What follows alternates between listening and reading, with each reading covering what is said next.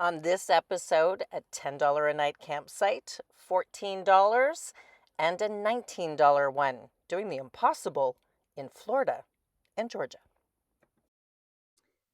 You know, sometimes you just luck out. This campsite is right there. And we're on the Georgia side of the Georgia-Florida border in a campsite that is $14 and has free laundry and free hot showers, and obviously on a lake that does have alligators in it. So that gave me a little bit of pause being this close, but they say they've never had an incident where one of the alligators has come up on land, but they do see the big one go by in the morning and then swim back in the afternoon. So obviously I did not put up the tent and we're sleeping in the vehicle. So $14. And the funny thing is that from where I am at the far end of the campsite, because I always try to get as far away from other human beings as I can, to when I go over to the laundry, the time changes. Just in the time that it's probably, I don't know, 500 feet, the time changes. So I keep getting confused with business meetings I'm going to have about what time it is. And the next one that we're going to is $10 a night. And that's what I've kind of learned about Florida is it's super expensive to camp if you're, on the Gulf Coast or somewhere like that. But there are all these inland lakes that are stunning and really cheap to stay at for those of us who live in vehicles and are looking at how to manage our expenses. So I'm just going to take a little break and then I'm going to show you the view of a very famous dam next. So way over there, you can see a dam, which is historic. This campsite beside us is empty. And then if you look all the way around, here's the wingman, and this is our view. And this was approved in 1946. They started construction in 1947, and it took 10 years to build. And this is where the Apalachicola, Chattahoochee, and Flint Rivers systems meet Lake Seminole and lies within the borders of both Georgia and Florida with 37,000 acres of water and 376 miles. And the Jim Woodruff of Shoreline, I should say, the Jim Woodruff Lock and Dam Project by the River and Harbor Act was proclaimed in 1946.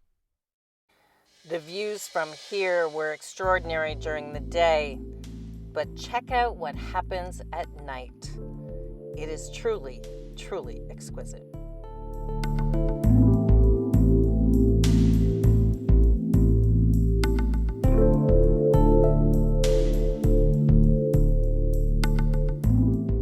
But morning was a wee bit of a surprise.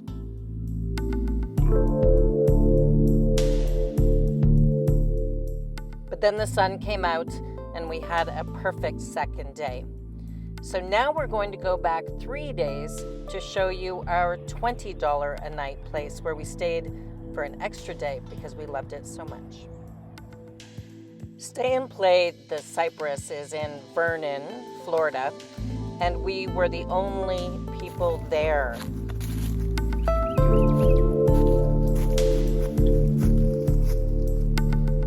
Well, who doesn't want to see a big tree?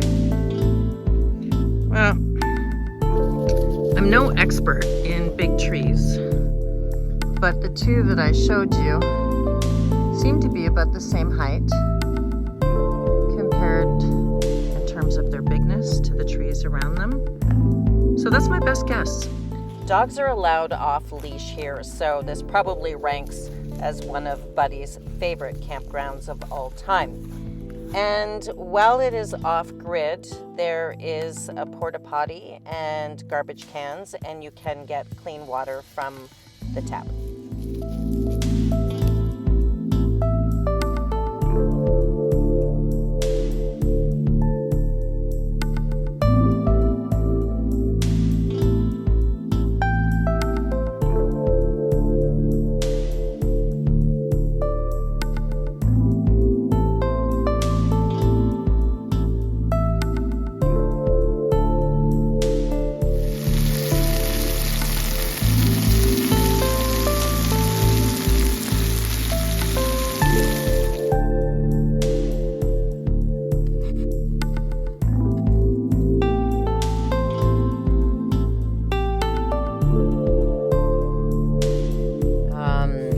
There is the camp host over in a cabin on the other side of this, but there's Buddy sleeping.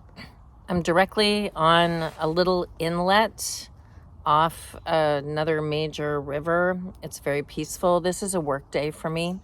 So what that means is making sure that my battery is charged. There hasn't been any sun in a while. It's been a bit of a rough few days in terms of weather, but that's about to turn around here in Florida.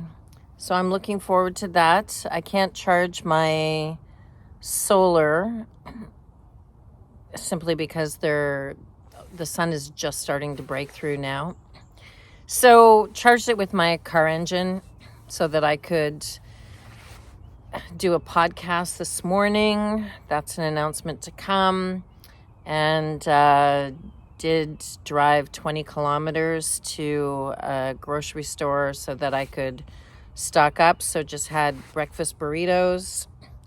And there is something really lovely about having a couple days where you can just focus on your projects, the people that you need to do work with when you're a digital nomad, managing my power so that I can do that, making sure that I have a strong cell signal so that I can hotspot.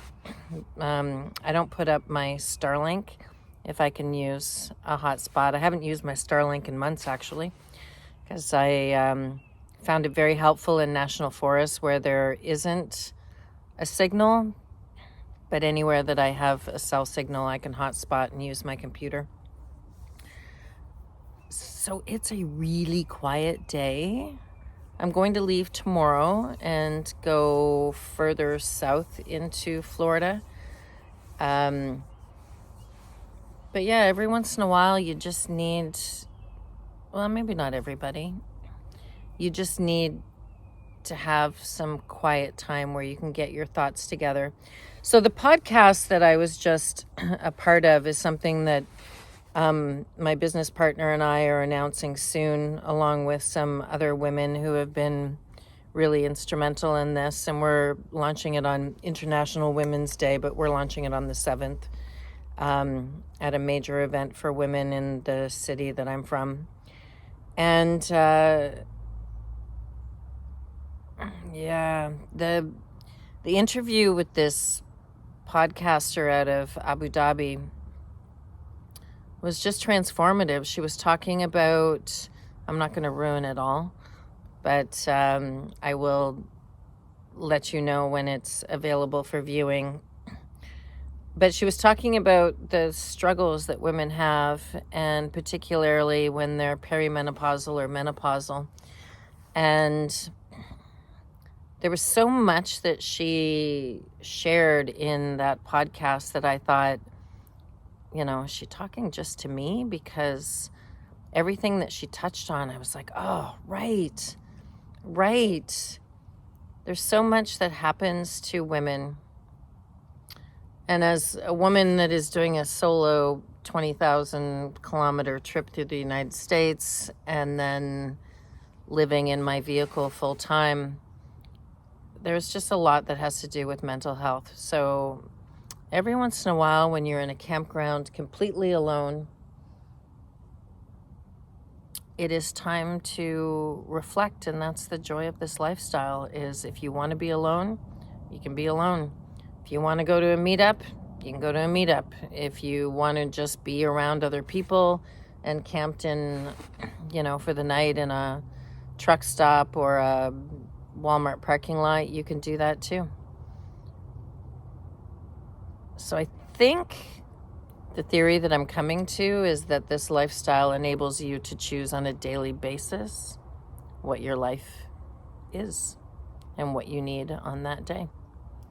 So another podcast recording to go this afternoon. I still have to do some editing, but this is a down day for me on a Monday.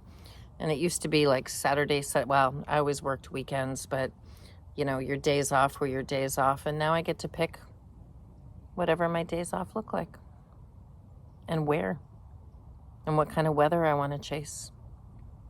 I hope you're having a great day. Next, what $10 a night gets us.